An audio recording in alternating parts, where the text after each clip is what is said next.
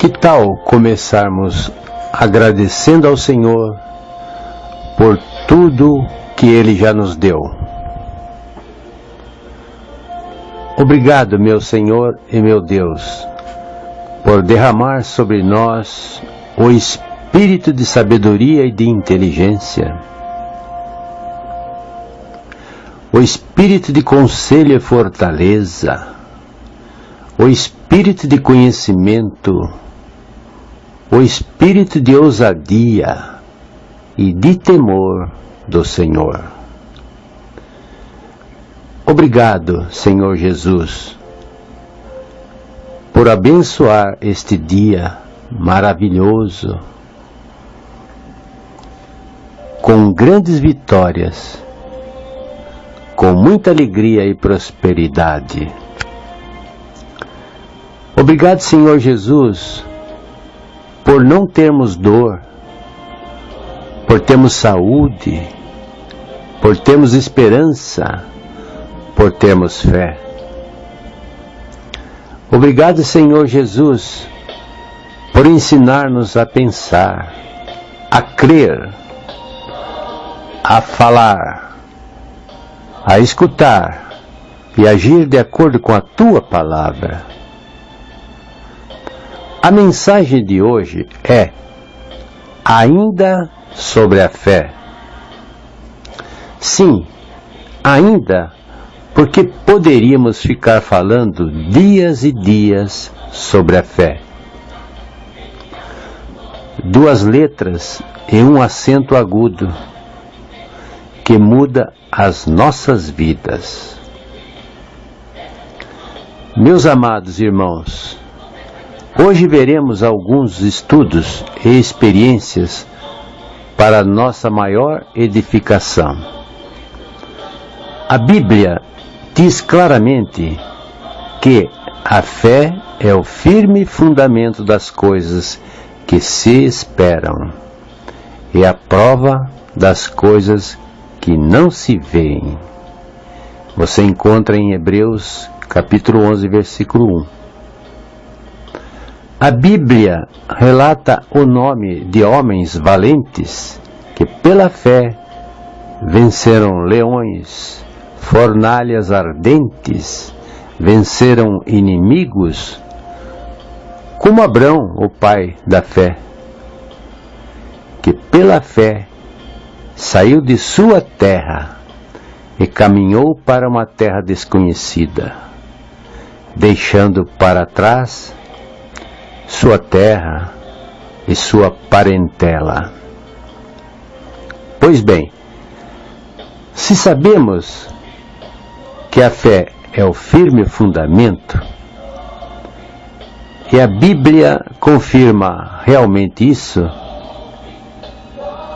então precisamos exercitar nossa fé em Cristo Jesus.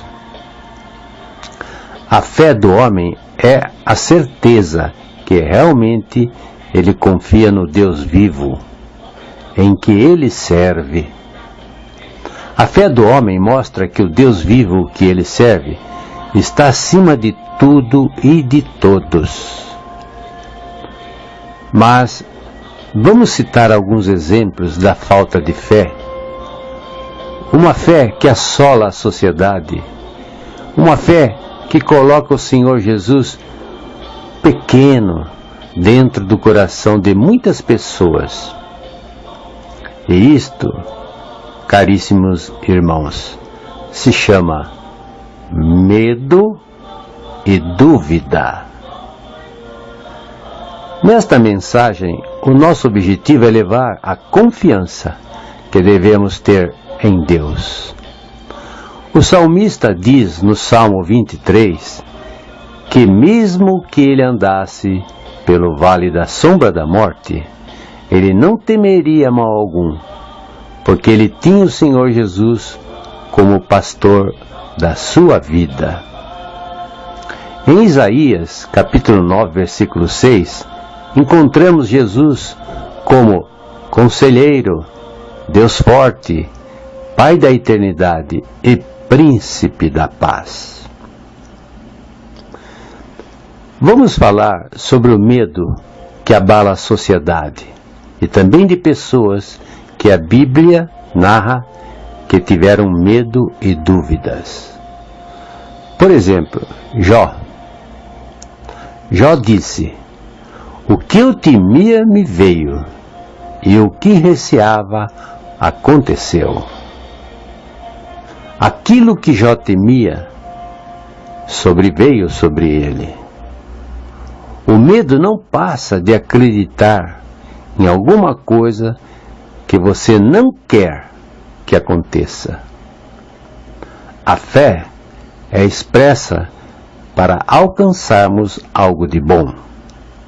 O medo é o contrário, é temer que algo de ruim vai acontecer. Pedro pediu a Jesus que o chamasse para andar sobre as águas. Pedro andou por cima das águas e foi ter com Jesus. Mas, observando o vento forte, teve medo. E começando a afundar, clamou: "Senhor, salva-me!" Imediatamente, Jesus estendeu a mão, tomou-o e lhe disse: "Homem de pequena fé, por que duvidastes?" Você encontra em Mateus 14, versículo 30 e 31. Uma pesquisa publicada pela United Wire Service diz que os ataques do coração, com mais frequência, ocorrem com pessoas perturbadas, deprimidas, ou que estão sem esperanças, evitadas por uma sociedade severa, sem lugar para fugir. A pesquisa também diz que a morte súbita geralmente é causada pela melancolia, desânimo e assoberbante medo súbito. A pesquisa ainda mostra que geralmente as pessoas que morrem de afogamento não têm água nos pulmões. O paciente só morreu de um coração que falhou em resultado do medo. O mesmo também se diz sobre mordeduras de cobras, onde se descobriu que somente 20% das mordeduras de cobra que causaram morte tinham veneno suficiente para matar as vítimas. Deus tem dado ao homem espírito de medo? Não. Mas sim, Deus tem dado ao homem espírito de poder. O Dr. Wolff conta uma história muito conhecida, onde os calouros de certa faculdade pegaram um jovem e vendaram-lhe seus olhos e o levaram ao pátio de manobras da estrada de ferro. E ali foi firmemente amarrado com cordas aos trilhos da estrada, ainda com os olhos vendados. E disseram a ele que seria deixado sob os trilhos do trem. Porém, estes trilhos não eram mais usados. Porém, o jovem que estava ali amarrado não sabia que a linha de trem estava desativada. E o trem passa velozmente no trilho ao lado. Após o trem passar, os veteranos desta faculdade foram lá zoando e gracejando do jovem que estava amarrado. Porém, quando chegaram lá para desamarrá-lo, eles tiveram o desgosto de encontrar o jovem morto. Por que o jovem não foi capaz de ver que o trem que se aproximava corria sobre outro par de trilhos? Ou seja, o jovem morto não via que o barulho do trem que estava passando, ele estava passando sobre outro par de trilhos.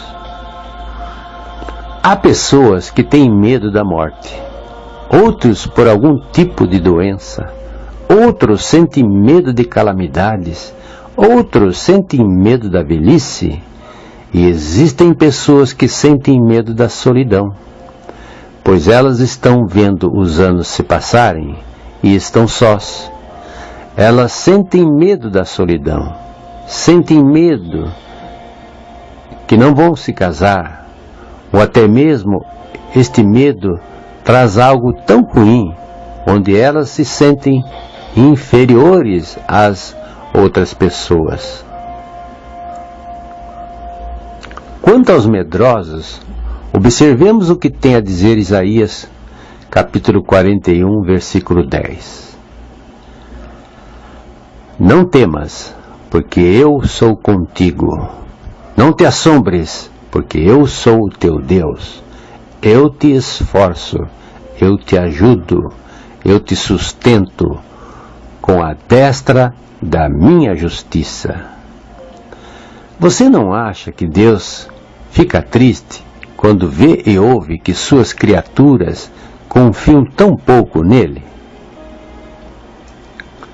Sabemos que ele é o nosso Pai.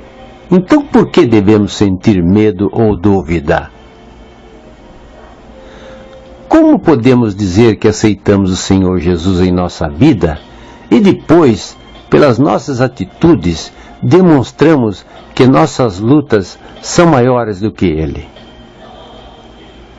Muitos podem até chamar o Senhor Jesus de pastor da sua vida, mas isso é de boca, pois de coração, e se entregar realmente a sua vida para o Senhor Jesus, são muitos poucos. Sim, irmãos, muito poucas pessoas se entregam totalmente a Jesus. Se a palavra bíblica diz que Deus nos deu espírito de valentes e de coragem, então de onde poderá vir o espírito de dúvida e de medo? Boa pergunta. Eu não gosto muito de falar do diabo, porque o Senhor Jesus diz que maior é Ele em nossa vida do que aquele que está no mundo. Mas vamos citar alguns que dizem ser do diabo. Vejamos: derrota, doenças, desesperanças, desespero, dúvidas, desânimo, desolação, destruição, devastação, desapontamento, desonestidade, disenção, desalento. Agora, se dissermos que a palavra não temas está escrita 366 vezes na Bíblia, incluindo uma para o ano bissexto, o que devemos dizer disto? Se Deus deixou esta palavra para cada dia de nossas vidas, como poderemos dar lugar ao medo?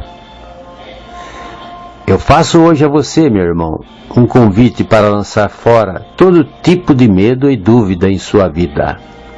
E te digo mais: mostre para toda a terra e céu em que você serve a um Deus vivo. E mesmo que hoje você esteja vivendo tempestades em sua vida, amanhã o sol brilhará. Mas é o sol da justiça, que é o Senhor Jesus.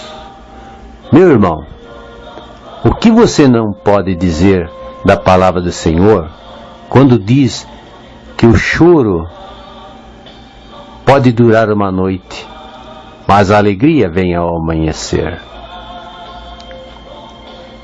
Sim, irmão, o que você pode dizer dessa frase? O choro pode durar uma noite, mas a alegria vem ao amanhecer. Em Hebreus capítulo 12, versículo 1, nos diz claramente que somos rodeados por uma tão grande nuvem de testemunhas.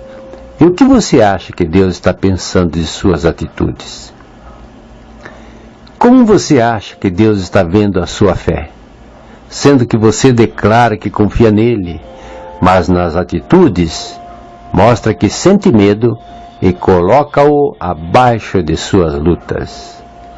Eu te aconselho a colocar o Senhor Jesus em primeiro lugar em sua vida, pois o resto Ele mesmo fará por ti. Eu te aconselho que mesmo nas lutas, você suba à igreja e louve a Deus, e você mesmo verá que as lutas já não são mais como você imaginava. Deus não nos deu o espírito de covardia, mas sim de valentia.